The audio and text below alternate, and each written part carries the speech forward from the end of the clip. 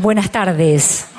Les damos la bienvenida a la presentación del libro Recuperar Malvinas, las disputas por los significados de la guerra y su tardía inclusión en el campo de los derechos humanos, de Alejo Ramos Padilla. Se encuentran presentes la presidenta de la Suprema Corte de Justicia de la Provincia de Buenos Aires, doctora Hilda Kogan. El vicepresidente de la Suprema Corte de Justicia, doctor Sergio Gabriel Torres. Magistradas, magistrados, funcionarias y funcionarios de los poderes ejecutivo y judicial, autoridades del Colegio de Magistrados y Funcionarios y del Colegio de Abogados de la provincia, autoridades de la Universidad Nacional de La Plata, autoridades y excombatientes del Centro Excombatientes Islas Malvinas, CECIM de La Plata, representantes de la Asociación Judicial Bonaerense, señoras, señores. Compartimos a continuación un video con palabras de la presidenta del Superior Tribunal de Justicia de la provincia de Tierra del Fuego, Antártida e Islas del Atlántico Sur, doctora María del Carmen Bataini. Decir gesta de Malvinas es recordar el conflicto armado entre Argentina y el Reino Unido del año 1982, en el que nuestros valientes soldados intentaron recuperar las islas, lo mismo que Georgias del Sur y Sandwich del Sur. Todos conocemos la historia y sabemos, o deberíamos saber, los hechos que nos llevaron a ese histórico 2 de abril de 1982. Y cada vez que recordamos la fecha, son fuertes los sentimientos que nos hacen pensar y reforzar la soberanía, sentimientos de patriotismo, de amor por nuestra bandera y nuestra tierra, que no debemos olvidar. Así lo vivimos los fueguinos, ese entrañable sentir Malvinas por todos los que conformamos esta provincia y que llevamos muy dentro de nuestros corazones. Honramos a nuestros héroes todos los días y esa profunda sensación se afianza en cada vigilia, cuando tanto en Río Grande, capital de la vigilia, como en Ushuaia, todos los habitantes de las provincias nos reunimos en la plaza que lleva su nombre y recordamos esos días de sufrimiento y angustia, pero también de valentía y coraje de quienes pusieron su ser al servicio de la patria.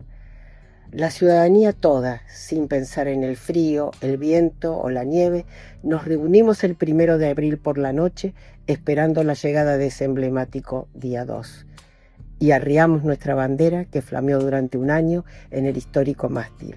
La entregamos a una institución designada para ese efecto, quienes tendrán la custodia de la misma hasta que pueda flamear en las islas.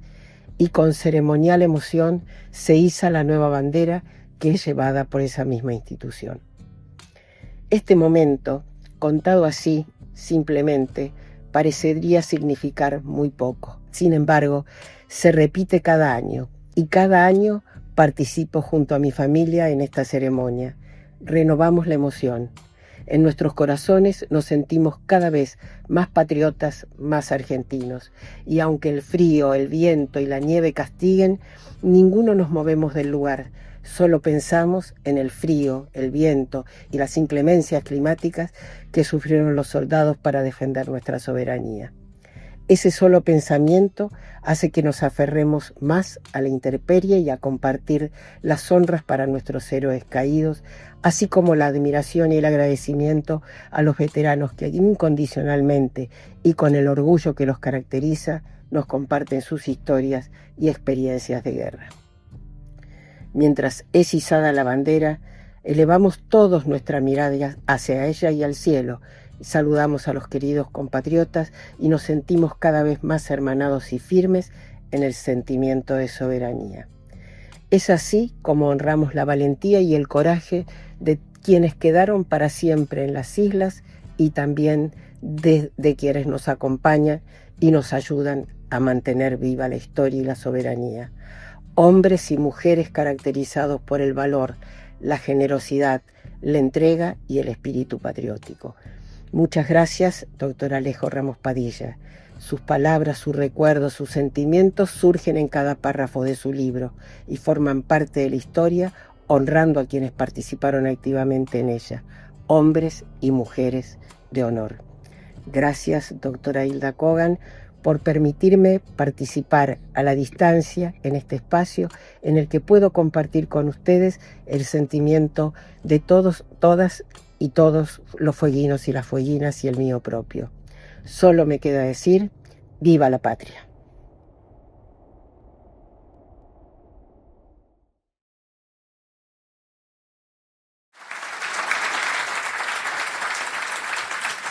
Invitamos a acercarse y a tomar la palabra a la presidenta de la Suprema Corte de Justicia, doctora Hilda Kogan.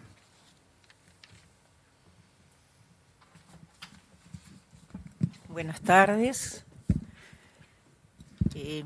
Para esta presentación del libro de Alejo, antes que nada, muchas gracias por invitarme a presentar el libro.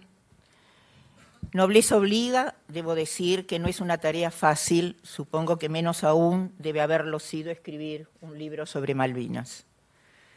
Malvinas, tal como su aspecto geográfico representa, es como un corazón desmechado, hecho de hiladas, tironeado por intereses que aún hoy no terminamos de descubrir.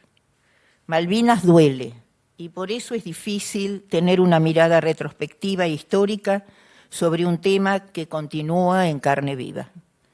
No solo por el trato recibido por los veteranos, circunstancia que el libro ilustra desde muchos aspectos, sino porque también todo el pueblo argentino fue utilizado para legitimar esa guerra que era la crónica de una muerte anunciada, que no pudimos ver y por ello, ante la consumación de lo obvio, fue menos vergonzoso esconder una masacre debajo de la alfombra.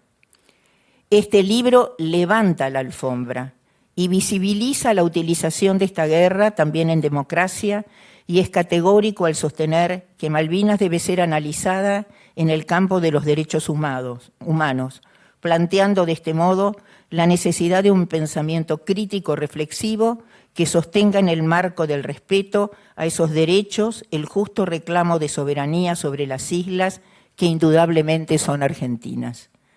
Les recomiendo una lectura lenta, pero sin pausa, pues este libro lleva a la reflexión y a la autocrítica, pero es, ante todo, una invitación a la acción en pos de garantizar un Estado de Derecho que tenga como eje el respeto y el reconocimiento de los derechos humanos. Muchas gracias y muchas gracias, Alejo.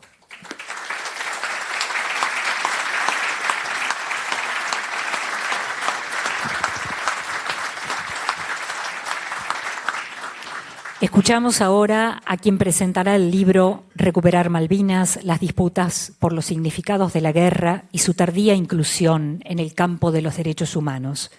Carlos Giordano, doctor y licenciado en Comunicación Social, periodista, profesor titular en la Facultad de Periodismo y Comunicación Social de la Universidad Nacional de La Plata, investigador categoría 1 en el programa de incentivos del Ministerio de Educación. Dirige el Instituto de Investigaciones en Comunicación y la especialización en docencia universitaria de la Universidad Nacional de La Plata. También se desempeña como secretario ejecutivo del Instituto de Investigaciones en Educación Superior y es editor de la revista académica Question. Integra el Consejo Directivo del Instituto Malvinas y es ex soldado conscripto combatiente en la Guerra de Malvinas, por lo que fue declarado Ciudadano Ilustre de La Plata. Doctor Carlos Giordano.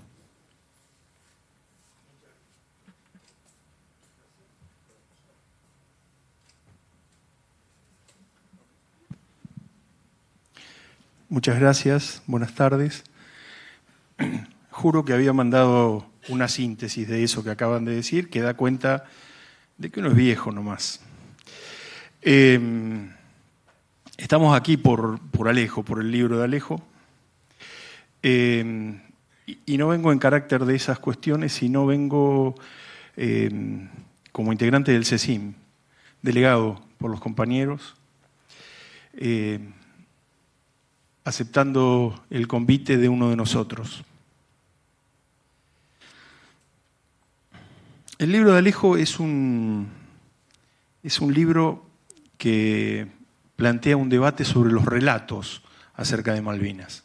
Yo diría que si hay una síntesis, es eso, un debate sobre los relatos.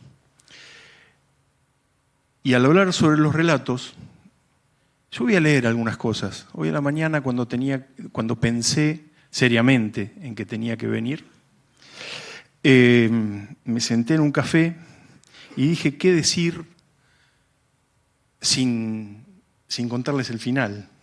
Que aparte todos conocemos, pero la verdad es que en estos tiempos, supongo que por la edad, me he encontrado que muchos de nosotros, jóvenes como nosotros, aún jóvenes como nosotros, tenemos una controversia sobre los relatos de Malvinas. Ni hablar los jóvenes de edad, que muchas veces creen que Malvinas es el partido Malvinas Argentinas del conurbano de la ciudad de Buenos Aires. Porque la guerra ha quedado, como decía Yusuf Jerusalmi, ha quedado casi en el olvido. Esa condición que dice Jerusalmi, que solamente es posible, el olvido social, solamente es posible si hay un pacto de olvido. Si no, siempre hay un buen corneta que se acuerda.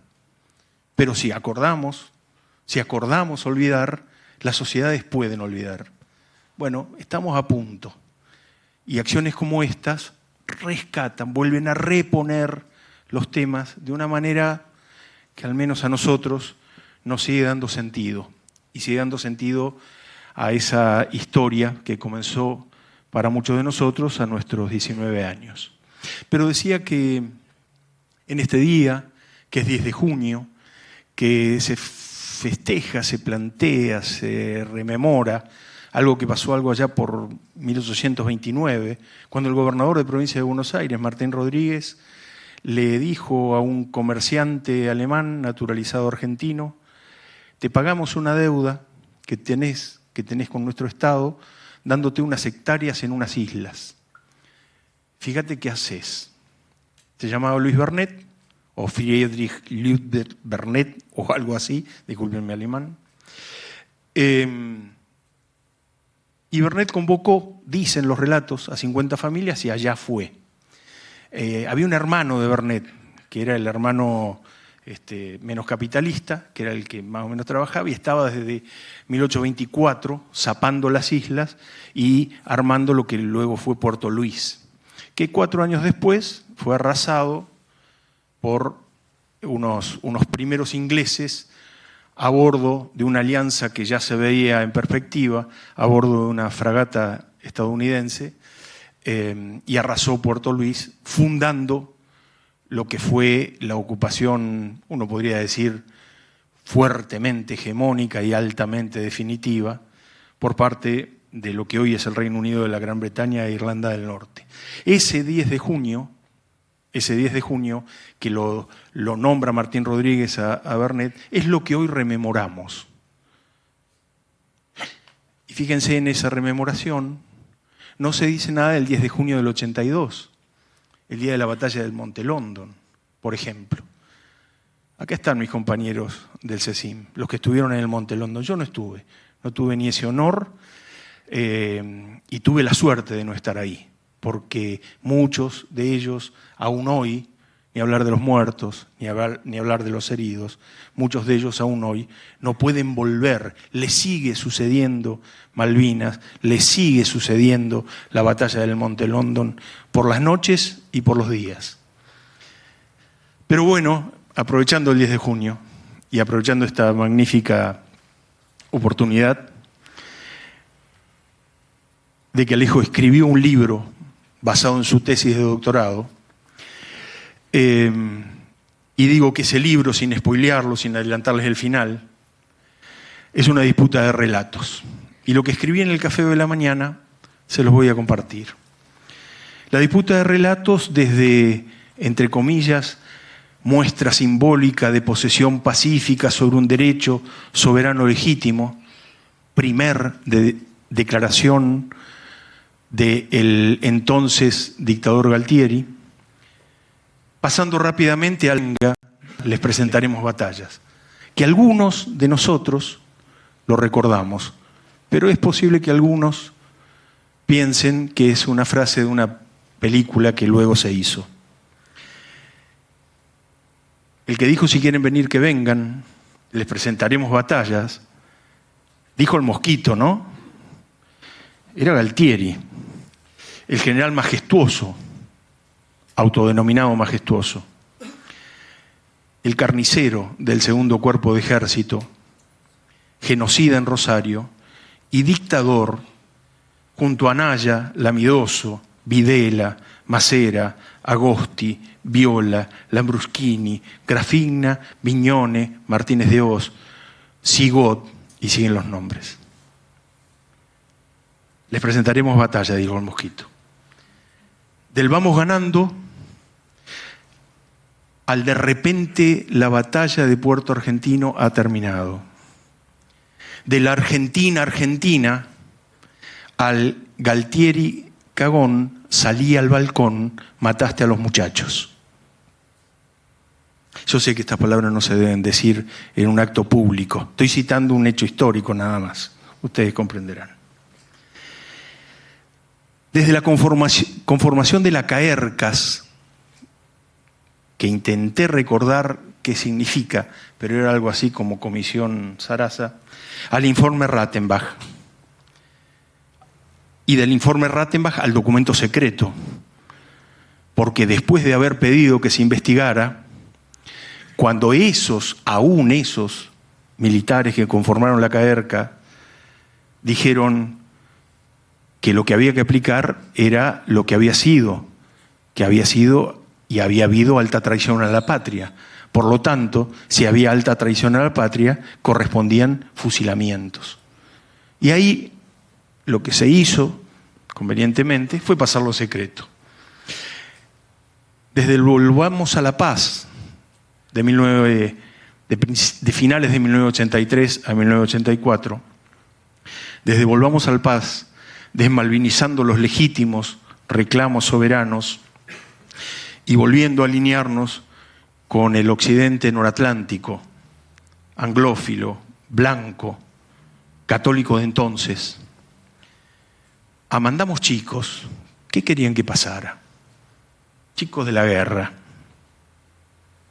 ocultando a las Fuerzas Armadas del terrorismo de Estado. Desde la gesta de Malvinas al enclave colonial, punta de un imperio multidimensional y cada vez más multiforme. Alejo Ramos Padilla, en Recuperar Malvinas, las disputas por los significados de la guerra y su tardía inclusión en el campo de los derechos humanos, que es el título del libro en cuestión, viene a sumarse a esta disputa que esquematizo en estas resonancias que a mí me llegan al pensar en los relatos, y viene a sumarse denunciando primero el camino de construcción y manipulación política de Malvinas. Y viene a sumarse denunciando la manera que distintos sectores definen y definieron el sentido y representación de esa bandera sobre Malvinas.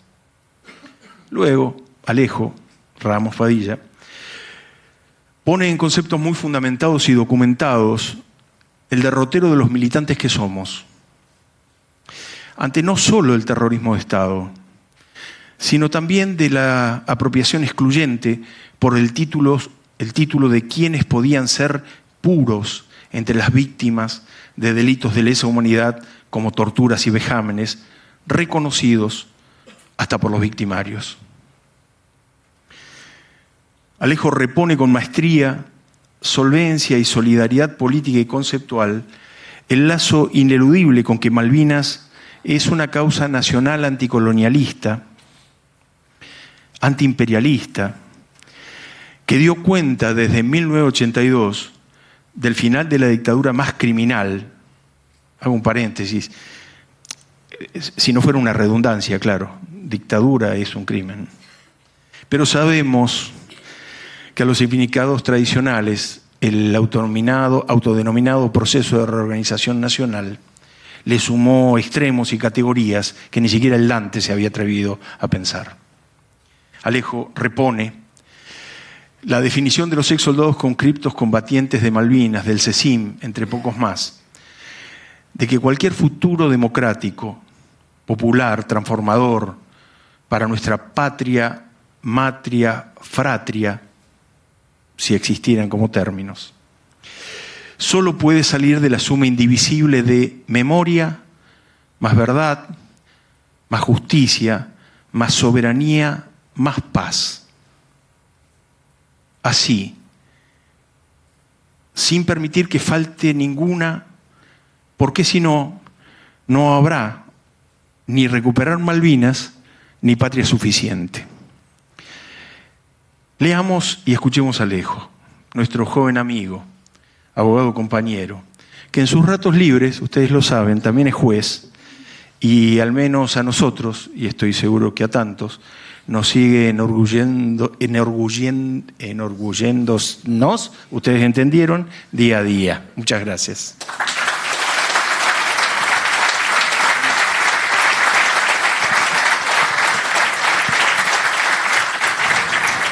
Escuchamos ahora al autor del libro, doctor Alejo Ramos Padilla, abogado, doctor en Derechos Humanos, magíster en Derechos Fundamentales y especialista en Administración de Justicia. Fue juez federal en Dolores durante 10 años. Desde el año 2021 ejerce como juez federal de La Plata. Es director de la especialización en Derecho Electoral y Democracia de la Facultad de Ciencias Jurídicas y Sociales de la Universidad Nacional de La Plata. En la Universidad Atlántida dirige la Diplomatura en Derechos Humanos y Crímenes de Lesa Humanidad e integra el Instituto de Derechos Humanos, que dirigió hasta el año 2023. Además, ejerce la docencia en la Universidad de Buenos Aires. Doctor Alejo Ramos Padilla. Bueno, muchas gracias. En primer lugar, quiero agradecerle a todos ustedes que nos tomemos este tiempo y este rato en esta Argentina tan agitada y conmovida para reflexionar sobre un tema que todavía tiene y tendrá seguramente mucha vigencia para esta generación y las generaciones futuras, porque en parte estamos discutiendo también nuestros recursos naturales, nuestra Argentina bicontinental, la instalación de una base de la OTAN en las Islas Malvinas, en fin, el futuro de nuestros hijos, nuestros nietos.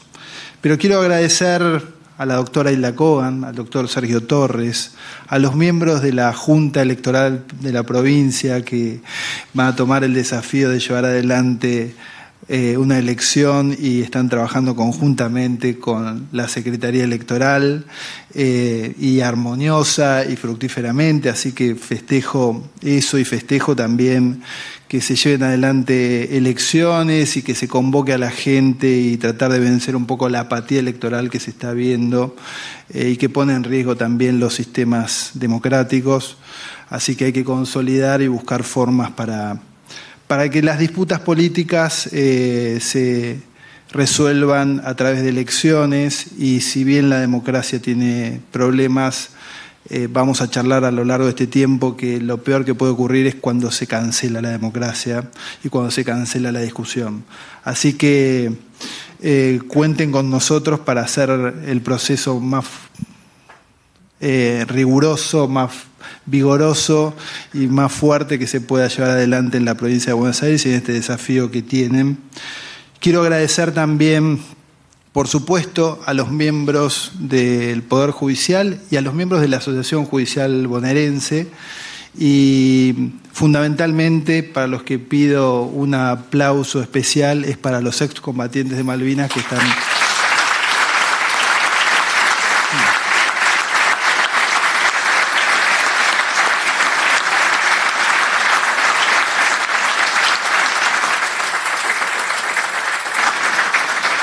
Agradecerle también a los miembros de la Cámara Federal, al decano de la Facultad de Derecho. Y pensaba un poco cómo conversar, porque claro, un un abogado, un juez o un profesor de la Facultad de Derecho hablando sobre Malvinas, tratar de contarles cuál fue y el modo en que me acerqué a esto para después, en todo caso, profundizar más puntualmente en el modo en que se malversó y utilizó Malvinas a lo largo de los últimos 40 años. Tal vez yo no hubiera podido escribir este libro, otros, si uno quiere, de teoría del delito, sí, de teoría de la pena, alguna cuestión vinculada al derecho internacional, no me atravesarían tanto como me atravesó hablar sobre Malvinas. Y tuve la suerte, y lo puedo escribir ahora, que tengo hijos que tienen la edad de los pibes que fueron a Malvinas, que no entiende la dimensión.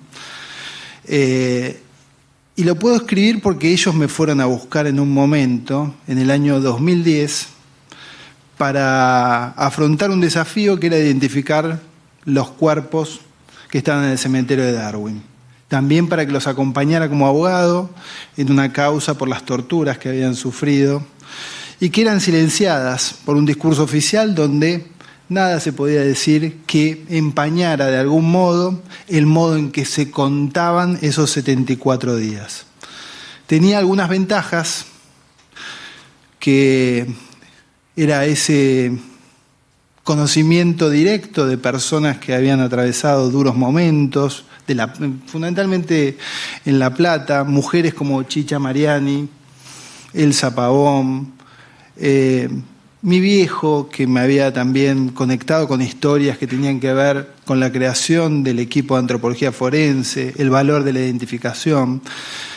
Y cuando los muchachos de CECIM, o los pibes de Malvinas, como les dicen después del último mundial, vinieron a buscar un abogado que tal vez les cobrara menos o poco, pero buscaban un abogado que estuviera vinculado con la lucha de los derechos humanos. ¿Por qué? Porque no podían incorporar la causa Malvinas en el campo de los derechos humanos. Y esa era una de las dificultades que al año 2010 no podían visibilizar.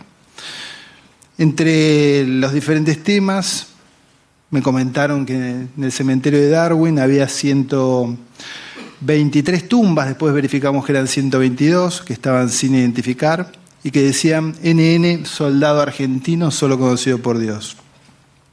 Bueno, no voy a entrar en detalles, pero llamamos a un antropólogo, fuimos a Corrientes, al Chaco, a las provincias, ¿sí?, donde está la mayor cantidad de víctimas, porque cuando hay que ir al frente de batalla van generalmente los más pobres. Y el conurbano, la provincia de Buenos Aires, son donde más caídos hubo, donde más familiares había desamparados, y les pedimos con Ernesto Alonso, con Chicho Amato, que nos dieran un poder los familiares para hacer gestiones en el orden nacional, ante la justicia, y en el orden del Poder Ejecutivo Nacional para lograr la identificación de esos cuerpos. Así fue que nos presentamos en la Justicia Federal, logramos el reconocimiento de ese derecho en términos jurídicos, y al poco tiempo el Poder Ejecutivo Nacional fue a la Cruz Roja Internacional y reclamó que se llevan adelante las gestiones necesarias con el equipo de antropología forense que había nacido en la justicia provincial. Para los que no conocen o ahora sí, están muy cerca, por ejemplo, de la jurisdicción de San Martín, tan notoria en los últimos tiempos por un proceso que se hizo público, el de vinculado a Maradona, esa misma justicia, en los años 85-86, autorizó al equipo de antropología forense a llevar adelante las primeras identificaciones en los cementerios de Boulogne, cuando los pibes del equipo de antropología forense ni siquiera eran antropólogos. Así que esas experiencias, haber escuchado, ¿sí?, el valor de la identidad, las luchas por la identificación de los nietos, el trabajo del equipo de antropología forense me dio una ventaja cualitativa para poder también abordar el tema que planteaban el CECIM La Plata y los familiares del Chaco y Corrientes, y con frases, yo lo veo a Carlos Amato, también un excombatiente que fue quien en 2010 me vino a ver y recogí una frase que él dijo cuando era joven en uno de los informes que se pudieron recuperar de esa época, contando cómo fue el día que tuvo que enterrar a sus compañeros. Dice: entumecido por el frío, impresionado por el despliegue bélico de los ingleses y confundido por los grandes interrogantes que pasaban por mi mente, fui llevado con 10 compañeros hasta un lugar donde nos proveyeron palas y nos ordenaron que caváramos una gran fosa. Allí enterramos a nuestros compañeros. Jamás olvidaré esos rostros calcinados, con ojos atemorizados que evidenciaban el horror sufrido y un nauseabundo olor a carne quemada. Los muertos ingleses fueron sepultados por sus compañeros con todos los honores militares, los nuestros con el solo adiós y nuestras lágrimas secas de indignación. Quienes se tuvieron que ocupar de los pibes fueron nuestros jóvenes de 18 años. Y las familias no recibieron ninguna información por parte del Estado acerca del destino de sus familiares. Fueron los propios pibes quienes les fueron a contar a esas madres y a esos familiares qué era lo que había pasado con sus hijos. Y por eso, esta necesidad que tenía, en este caso, Chicho, Carlos Amato, Ernesto Alonso, el CECIM, de que se identificara y que se le pusiera nombre a esas placas que decían soldado argentino solo conocido por Dios. Paralelamente, la justicia había hecho un trabajo impresionante en materia de verdad. Había sacado fallos como el de Urteaga, consagrando la necesidad del duelo. Había consagrado y trabajado conjuntamente con un equipo de antropología forense que es conocido en el mundo entero, pero nuestros héroes estaban en las Islas Malvinas sin identificar y recién lograron ser identificados a través de este reconocimiento del derecho a la verdad y una política de Estado que comenzó ese 2010, cuando los familiares del Chaco y Corriente nos dieron un poder para realizar todas las gestiones necesarias que se pudieran llevar adelante para identificar esos cuerpos. No había sido el primer intento del CECIN La Plata, porque en 1988 le habían reclamado al propio EAF la posibilidad de identificar esos cuerpos. Y así fue como me acerqué al tema Malvinas, donde poco a poco ellos se acercaban también a los actos que llevaba adelante, por ejemplo, Chicha Mariani acá en La Plata, se ponían en un costado, iban a las marchas del 24 de marzo, pero tenían un lugar secundario, y empezaron a preguntarse por qué ocurrió esto. ¿Por qué ocurrió esto? Si Malvinas, por lo menos antes del 2 de abril, había sido una causa nacional abrazada por todos los partidos políticos. Por todos los partidos políticos. Tal vez hacer una pequeña diferenciación antes de ingresar a concretamente a cómo abrazaron cada uno de los partidos políticos Malvinas, pero hacer una diferencia, porque si no uno se confunde. Hay una cuestión que es la cuestión Malvinas. La cuestión Malvinas es la disputa diplomática que nosotros tenemos con Reino Unido, donde ellos, un país imperialista, mantienen una colonia en el siglo XXI, lo que es un anacronismo para cualquier persona que entienda significar mínimamente lo que es el principio de soberanía y de la dignidad humana.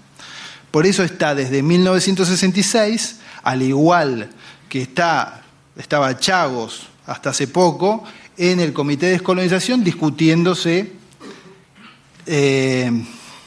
la cuestión Malvinas, que se inicia el 3 de enero de 1833, cuando nos usurpan Malvinas.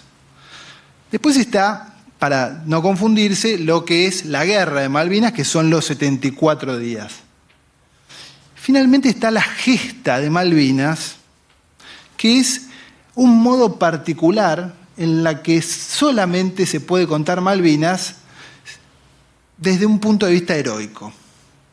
Es decir, existieron, y el heroicismo existió, y hay héroes, y fundamentalmente aquellos que están en el cementerio de Darwin son héroes, pero las Fuerzas Armadas, ¿por qué querían contar solamente Malvinas como una gesta?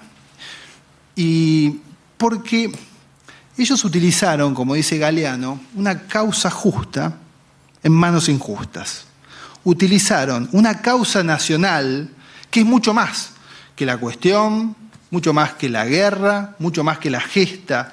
Una causa nacional, cuando uno dice Malvinas es una causa nacional, identifica a Malvinas con la valentía de los hombres que en 1806 y 1807 enfrentaron a los ingleses, con la vuelta de obligado, con aquellos hombres que fueron en el operativo Cóndor, sí, donde pusieron una bandera en las islas, 7 banderas argentinas en las Islas Malvinas.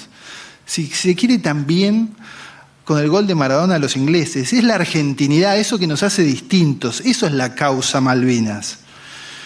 Y la causa Malvinas, como tal, había sido abrazada por todos los partidos políticos, los que estuvieron en el gobierno y los que no estuvieron en el gobierno.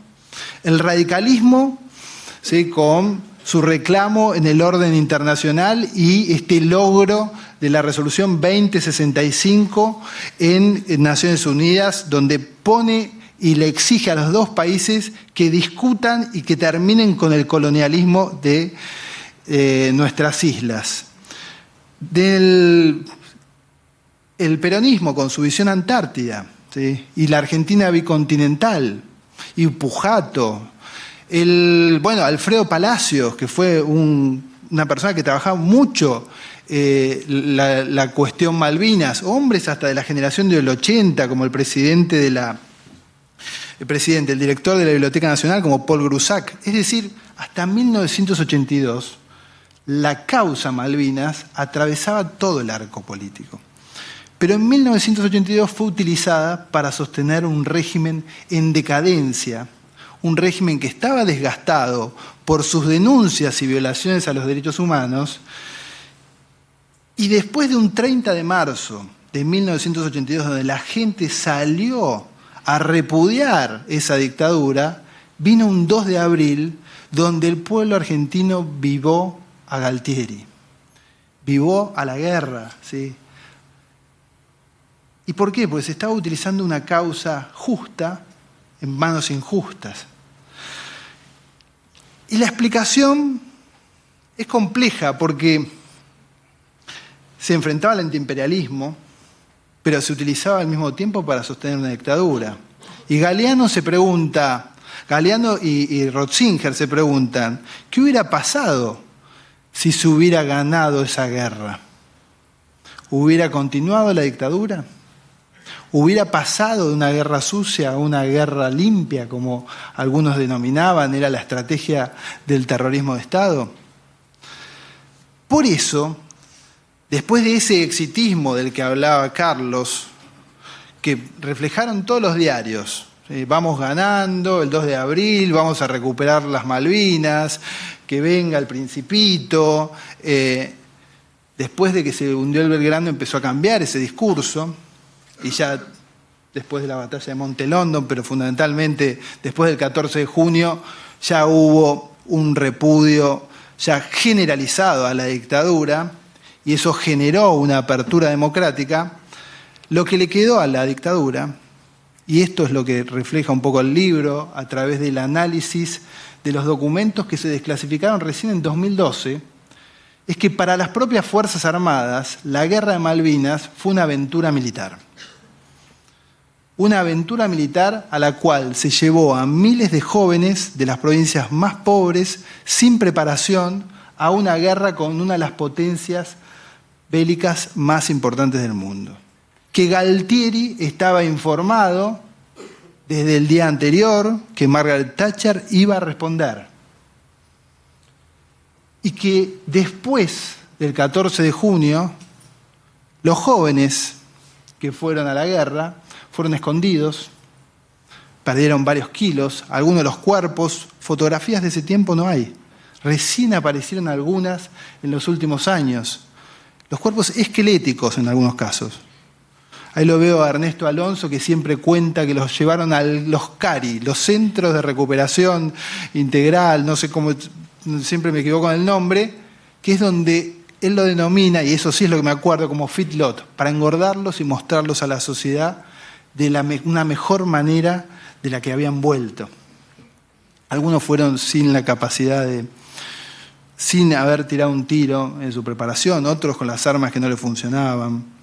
Y claro que hubo actos heroicos, y nadie niega ese heroicismo, pero hay cosas que la propia dictadura le impuso a los soldados, a los veteranos y a todos los que habían participado de la guerra, no se podían contar. Les exigió incluso que hagan un acto heroico más, que no hicieran nada que pudiera manchar la imagen de las Fuerzas Armadas. Eso se trabajó con los soldados conscriptos, pero también se trabajó con determinados medios de comunicación y determinados comunicadores sociales. En este momento están todos enumerados acá, pero como Tiempo Nuevo, recordad, Bernardo Neustadt, era uno de los encargados de contar lo que había ocurrido, que tenía que asimilarse más a una derrota como la de San Martín en Cancha Rayada, que a la aventura militar que los propios militares habían determinado en el informe Rattenbach, que llevó, al igual que el informe de la CONADEP, a un juicio primero dentro del ámbito de la justicia militar y luego a un juicio que para muchos de los operadores judiciales que están acá, operadores es una palabra horrible, para los trabajadores judiciales que están acá,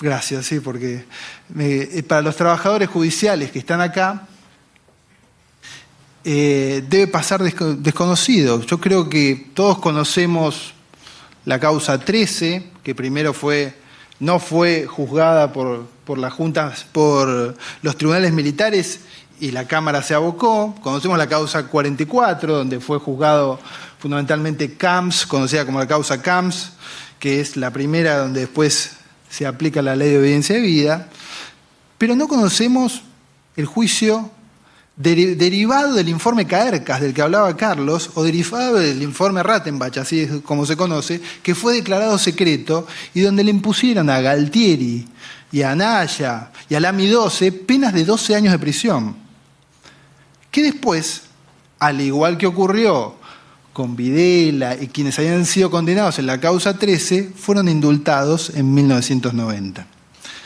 Es poco lo que se conoce sobre este proceso. ¿Y por qué? Porque hubo un primer proceso de desmalvinización llevado adelante por la dictadura militar para que se contara Malvinas o la guerra como si fuera una gesta y se ocultara cualquier otro acontecimiento.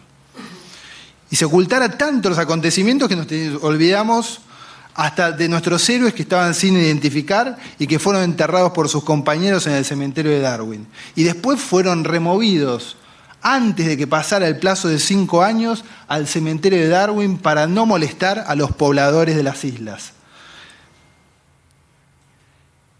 violando las convenciones de Ginebra.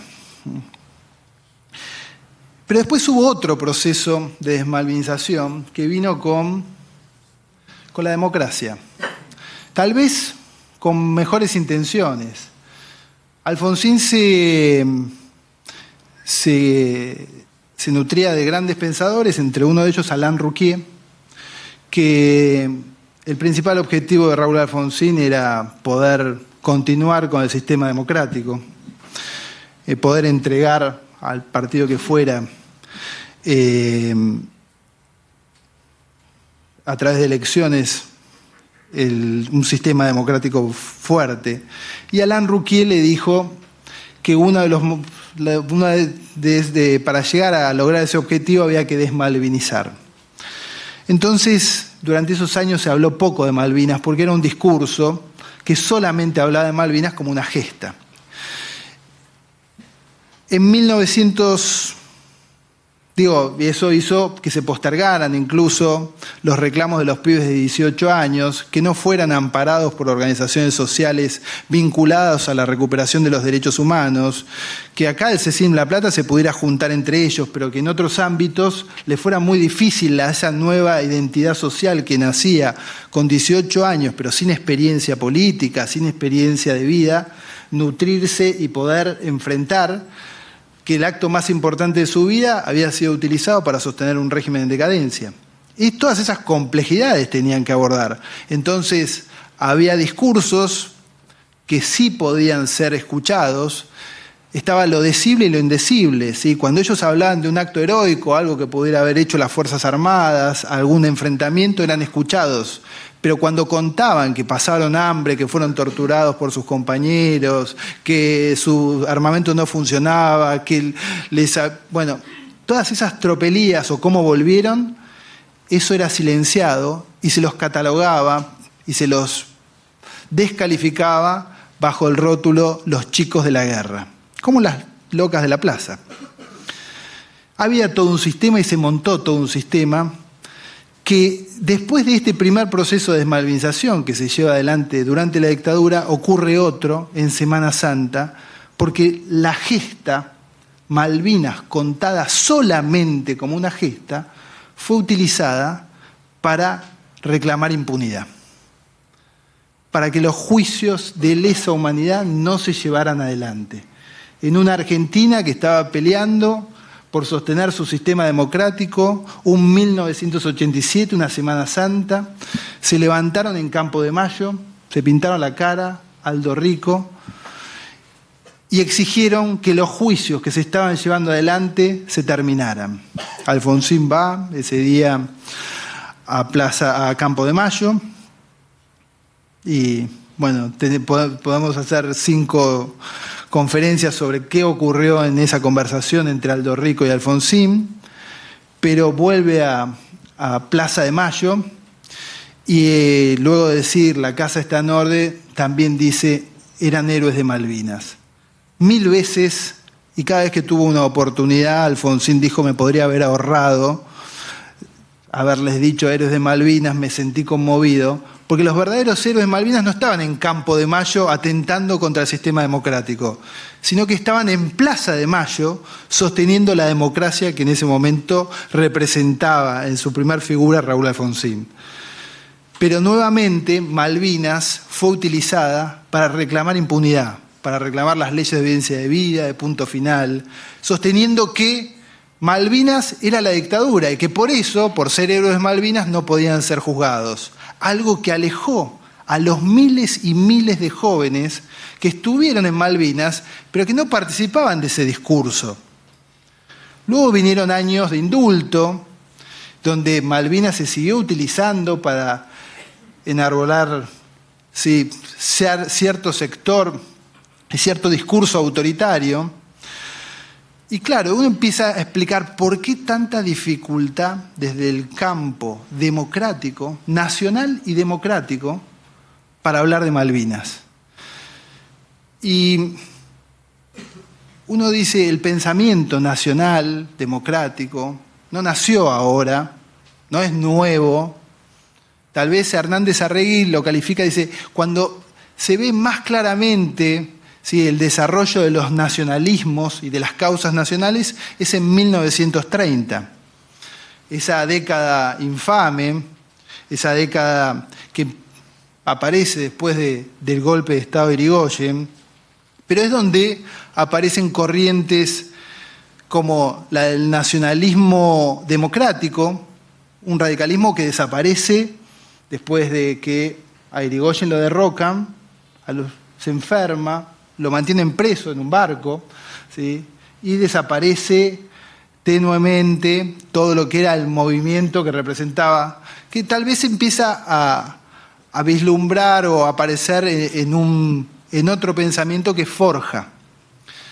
Y ahí aparece un nacionalismo de derecha y un nacionalismo autoritario. Un nacionalismo democrático y un nacionalismo autoritario. El nacionalismo democrático, con Jauretche, Scalabrini Ortiz, no abordan directamente el colonialismo sobre Malvinas. Abordan otro colonialismo. Abordan el colonialismo cultural, el colonialismo económico que llevaba adelante Gran Bretaña y otras potencias sobre nosotros. Pero no este colonialismo directo que es el colonialismo que en otras partes del mundo desarrolló Inglaterra, como lo hizo, sí, con Sudáfrica, en todos los continentes. Si uno piensa Canadá, hasta Estados Unidos, fueron todos colonias en algún punto de Inglaterra. Es el país que más colonias ha tenido a lo largo y a lo ancho del mundo, pero no lo aborda. Así que el nacionalismo democrático no aborda puntualmente esto, sí discute la dominación cultural. El nacionalismo autoritario, que también nace en ese momento y que uno puede pensar en la idea, en la figura de Leopoldo Lugones, que escribe en ese momento La hora de la espada, 1930, diciendo que había que recurrir al ejército para solucionar los problemas de la Argentina, como una institución, sí, fundante de la Argentina. Leopoldo Lugones padre, no estoy hablando de Leopoldo Lugones hijo, el de La Picana, pero ahí es donde uno ve claramente dos corrientes de pensamiento y una tercera corriente liberal, uno la puede, para ponerle nombre, como estoy poniendo ahora, en Julio Argentino Roca o hijo, que siempre estuvo dispuesta a congraciarse con Inglaterra, a no molestar, a no hacer nada que incomode a Reino Unido. Esas corrientes uno las puede ver como a lo largo del tiempo, ¿sí?, tienen ciertas llegadas a la actualidad. Y uno las puede identificar en determinadas personas, por ejemplo, ¿sí?, cuando dicen hay que respetar, ¿sí?, la decisión de los isleños, ¿sí?, no, son ciudadanos, ahora son ciudadanos, después de la guerra, son ciudadanos los kelpers, que es un término despectivo que le pusieron los propios ingleses, son ciudadanos ingleses. Antes de la guerra no eran ciudadanos ingleses.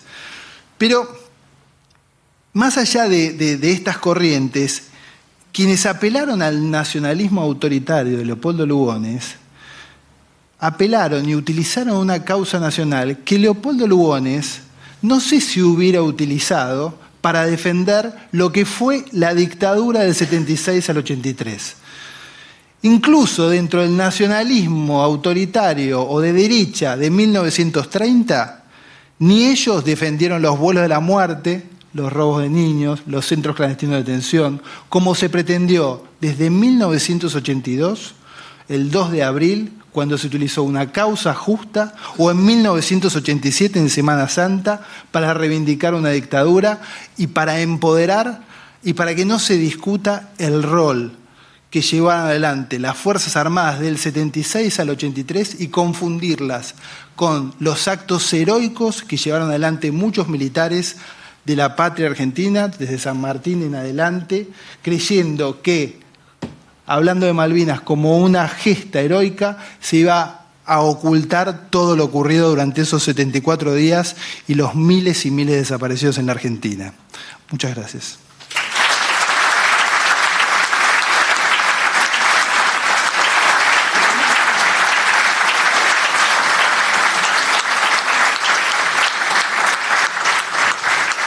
Culmina de este modo la presentación del libro Recuperar Malvinas, las disputas por los significados de la guerra y su tardía inclusión en el campo de los derechos humanos. Quienes deseen adquirir ejemplares pueden hacerlo a la salida del salón auditorio. Buenas tardes, muchas gracias.